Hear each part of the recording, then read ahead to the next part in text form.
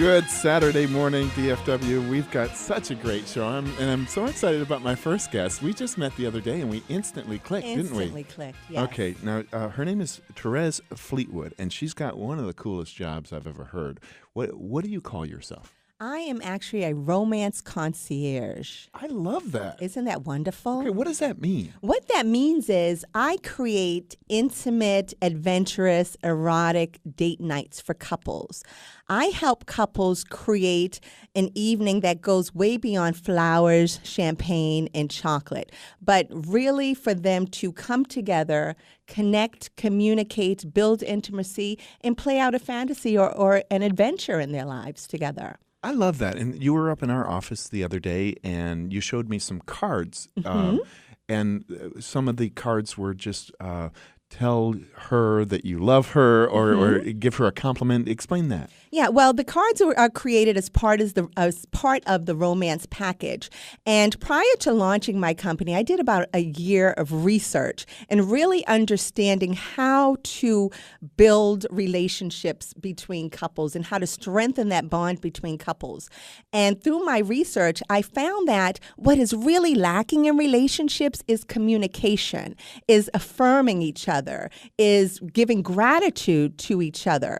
So what I did, I came up with a deck of intimacy cards that really allow couples to come together and share their thoughts, because a lot of times we want to speak to our spouse or our significant other, but we don't quite know what to say. We don't want to sound silly. We don't want to fumble the words. But with these cards, it's literally a game. You lay the cards out on the table and you pick a card, and one of the cards may say, tell your lover 3 things they did this week that you appreciate them for. How often are we really appreciated? You know, we in a long-term relationship, we're sometimes taken advantage of or taken for granted. Right. So to be able to say, hey, baby, this is what I would like to try new with you, or this is what emotional intimacy means to me. What does it mean to you? And then the fun thing about this game, after you both answer your questions, the questions on the cards, you give each other a kiss. However you want to kiss each other. But what that does is that seals the union and the relationship and gets you excited to pull the next card. That's really cool. You were telling me that sometimes people get emotional. Like he said something to me that he's never said before. No, absolutely. And I think, again, you know, this is what, in order to really build a very strong, intimate relationship, communication is the key. Because if you're able to talk about things together and be totally open and uninhibited and vulnerable with each other, that's the key to really building and strengthening your bond. My guest right now, Therez Fleetwood. She is a romance concierge. Her website is luxuryromanceconcierge.com. And you've also written a book. The book is called Men and Intimacy, Real Talk, Real Answers. Tell me about the book. Well, the book came to me. I was married for quite a few years, and I got divorced. And I had to really look at my role in the relationship, because so often when people get divorced, they want to blame the other person. I couldn't blame my ex-husband. I had to look at what I did wrong. So on my journey of self-intimacy, tapping into myself mentally, spiritually, and physically, intimately, I came across an interview with Iyanla Vanzant. She had a panel of men. And one man, they got on the subject of intimacy, and one man said, well, wait a minute, men think about intimacy completely different. Men think intimacy is sex. And I said, well, wait a minute, is this true? Oh, if so, women are doomed, because women, we're more emotional with intimacy. We connect to intimacy on more of an emotional level. So I took it upon myself to interview 60 men between the ages of 30 and 60 and just ask them all these questions about intimacy, love, romance, sex, what's important to them. And I just recorded everybody. I translated what they said. I transcribed it, put it in the book, and that's how the book came about. I'm not a psychologist. I'm not a therapist. I didn't try to make sense of anything. This is raw, uncut, real talk that's going on in this book right here. Well, I know that the stereotype of men is that we're like Neanderthals and only think about one thing, but men need intimacy too, right? Absolutely. You would be, let me tell you, some of the men, there's one man that I interviewed in this book, and I got several comments afterwards, but he called me the next day and he said, Therez, I felt mentally raped after this interview. And I said, what do you mean? He said, I've been married 21 years. I've never talked about the things that you asked me about in this book with my wife. I've never talked about this stuff. So I was like, yes, this book is going to be amazing because this is what I want people to walk away with. And not only that, to use the book as a catalyst for conversation. That's very cool. So when people engage you, how do they hire you and what kind of service do you perform? Well, people find me through my website or when I go out and meet people in person. And basically what I do is I create a romantic ambiance for couples. On my website, I have 6 different date night themes, and those are Blindfold Me, Erotic Game Night, Karma Sutra Nights, Dominatrix 101, The Art of Seduction, and a Night of Romance. So it's a 4-step process. You pick your theme. You finalize your you pick your theme, you give me a call, we book your session, get you scheduled, you finalize your details, and then you show up.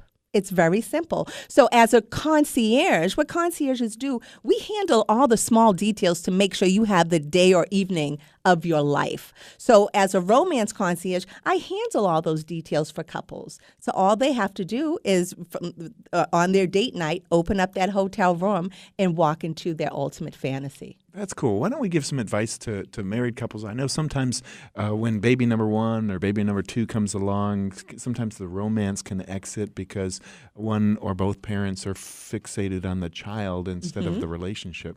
Absolutely. That happens all the time. That is so normal. And I want people to understand that's a normal part of relationships. It does happen. But what you also need to be conscious of is making time for your spouse. Because when your union is strong and that relationship between you and your spouse and significant other is strong, everything else in your life thrives. And I think that's what couples are missing. They don't understand that if their relationship is lacking, it's going to affect everything else in their life. And what I would always suggest is find a way, even if it's 3 hours a week, just to devote to your spouse or your significant other, regardless of what that looks like. Figure it out. If it's every Thursday night from 9 to 11, 9 to 12, people are probably listening to me saying, yeah, well, that's easier said than done. But we plan things every day in our lives. At work, you make plans and schedules. Right. When you work out or get your nails done or play golf or whatever, that's all planned and scheduled. So you have to be conscious about really taking that time to plan those hours together. Whether you sit there and just talk, whether you sit there and rub each other's feet, whatever you do, you need to build that quality time together. That's the strength to keep you grounded. Why do you think, when people are first courting, they're terribly romantic, right? The flowers and the chocolate and the romantic dinners. Why do you think that fades? I think it fades because we got them now. That we did all the work. When you're first dating is that excitement. You want to get that guy. You want to get that girl. You're putting your best foot forward. Then all of a sudden you get them and people don't understand the psychology of keeping that romance alive. That's why I formed my company, because to let people know to keep it alive, because we all want it. And we just don't talk about it. We don't say, hey, baby, I really need to be romantic tonight, or I need this from you. That's, again, why I developed my cards. But it fades because we just get comfortable and we settle into each other and we don't realize that building a company, building a relationship, raising children, everything is a process. How did you get into this line of work? I mean, you don't just wake up one day and say, I'm going to become a romanceologist. Well, I was in the wedding industry for 25 years. I was a wedding gown designer and a wedding coordinator.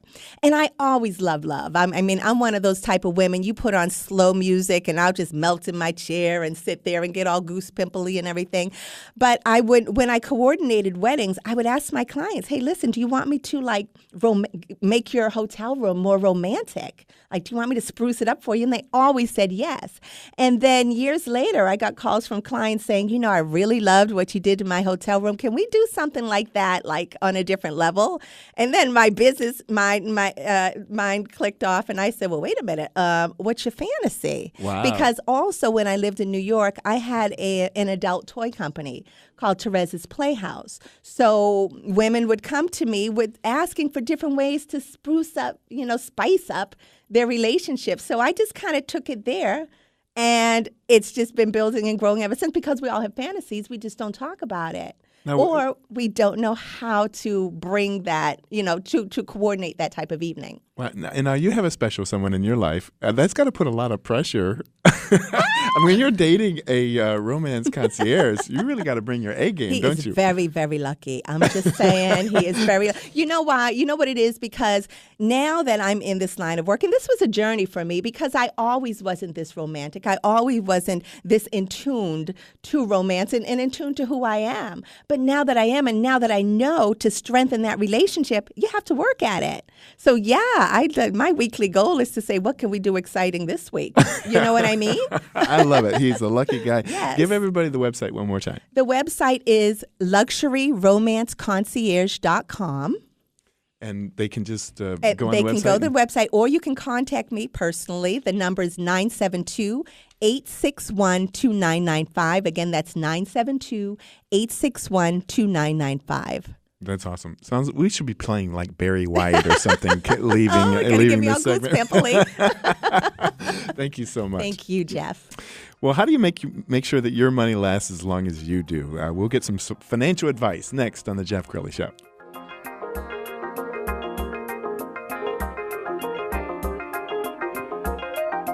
More of The Jeff Crilley Show coming up.